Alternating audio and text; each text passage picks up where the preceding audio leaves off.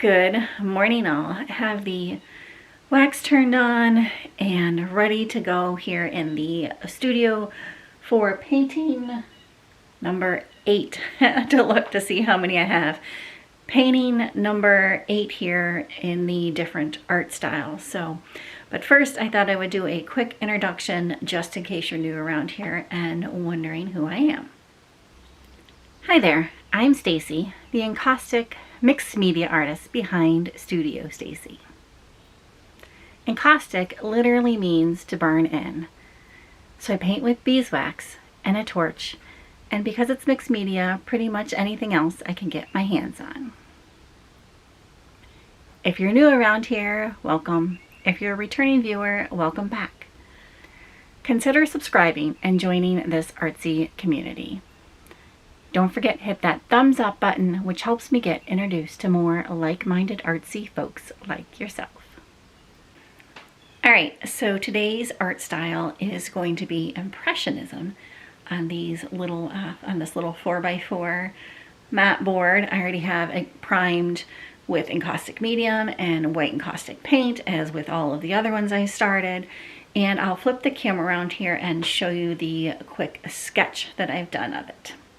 Okay, here is the very, very, very rough sketch that I've done for this painting. And so I'm going to pick out some encaustic paint colors first and probably work on the like kind of sky area and this area first, the background of it first. So that's the plan. I decided to get out my Derwent Inktense pencils and do a little bit more sketching directly on this panel that already has the encaustic medium and white paint on it, just to kind of lay in some colors for this background and kind of get a feel for the colors I want to use before I pick out the actual encaustic paint and put the actual paint down. But while I paint, I thought I would do a quick description of what Impressionism is or was, and also the history behind it.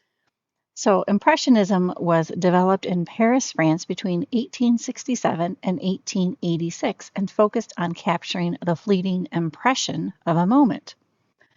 Impressionists focused on how light and color changes on objects. They typically use small, thin, and distinctive brushstrokes rather than using line and form. They often painted outdoors to capture the effects of sunlight on a scene, and they often painted the scene multiple times throughout the day. The artists were able to achieve a soft and fuzzy look that gives a masterful play on color and light. Light colors, weak shadows, energetic brushwork, broken color, and colorful accents are a few characteristics of Impressionism. I fell in love with this style in college when I saw a Claude Monet exhibit at the Art Institute of Chicago.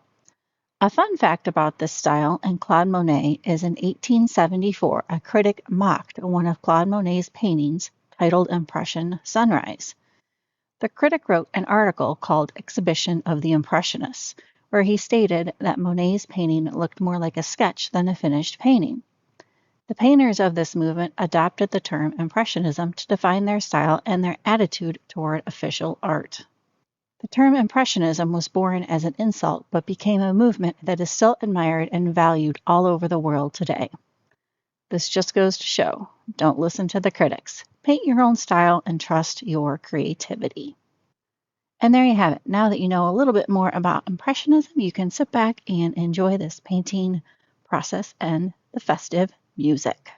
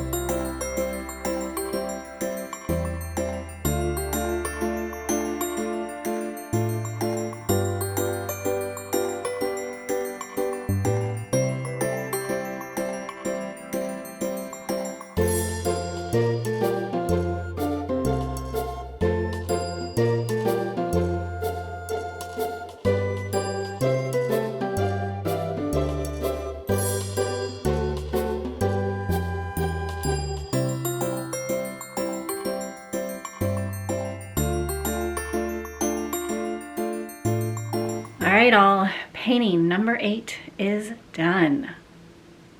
I will flip the camera around here and get you some close-ups. I'm really happy with how it came out.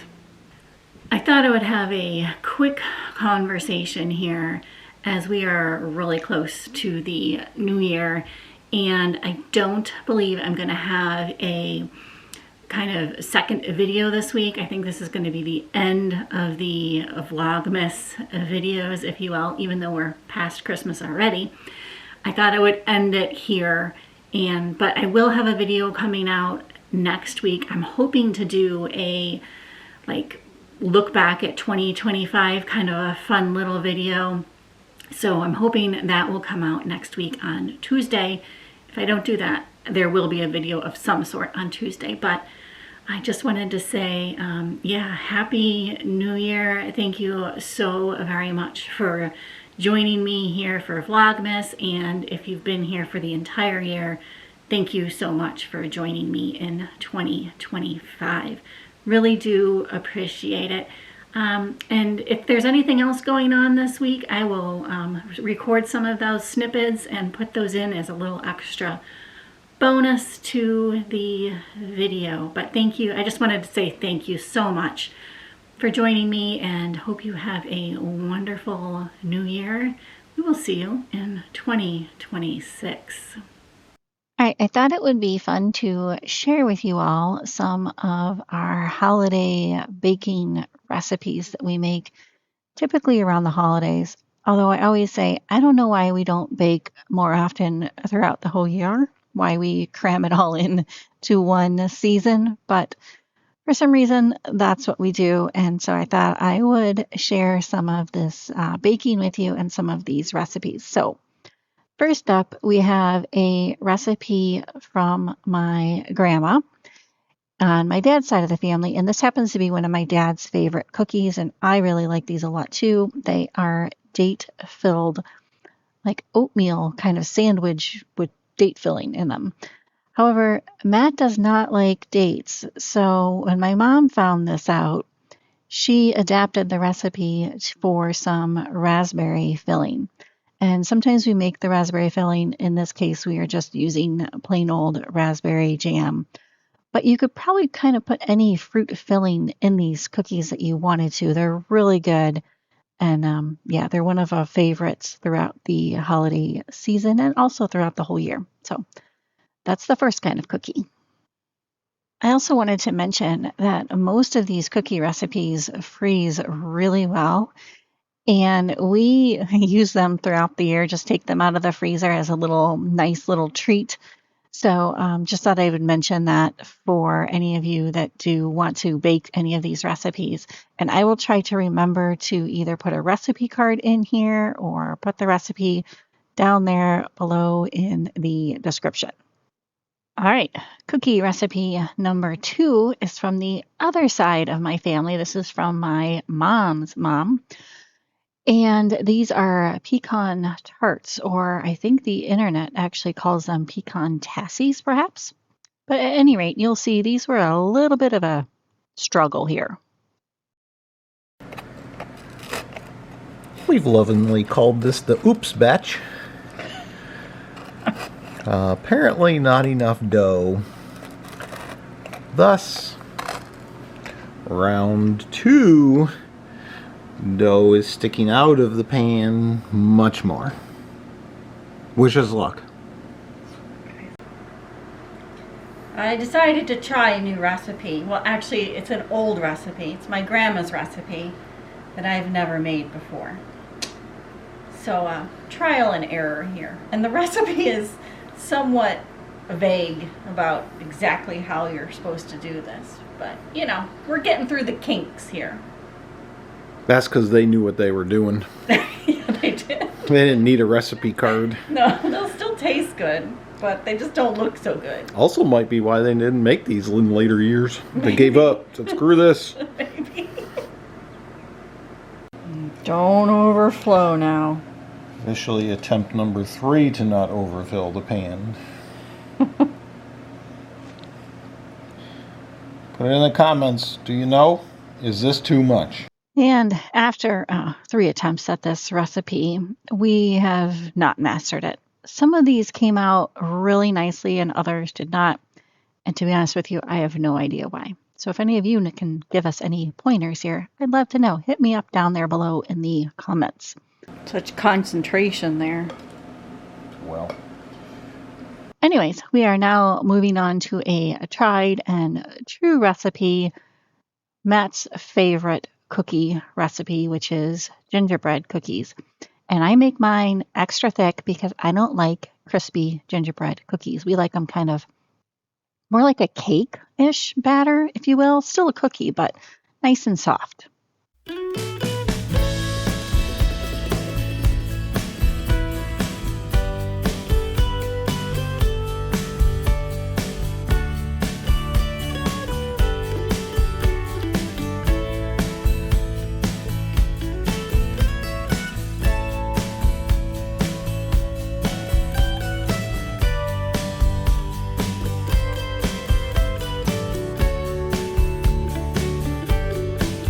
elf at work.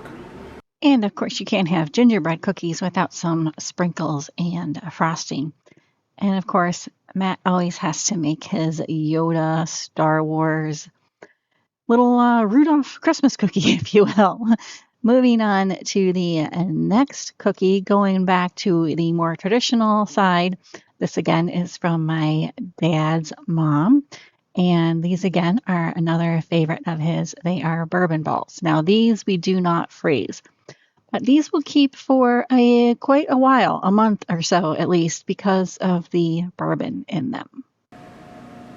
Shh. Secret. Little for cookie, little for me. Little for cookie, little for me. That's how to make bourbon balls. I wanted to add in here that if you're not a fan of bourbon, but you like a different alcohol, I have also made these with things like amaretto and various things like that. So you can feel free to substitute in a different alcohol if you would prefer. Uh-oh. I blame the bourbon.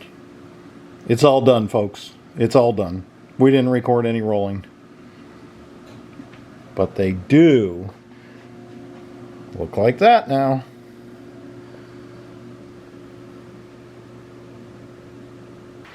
Just wanted to say thank you guys so much for joining us here in 2025. We really appreciate it. Yes, best wishes to a 2026, a happy new year, and we hope you enjoy the holidays now. We'll see you next year. Bye. For now.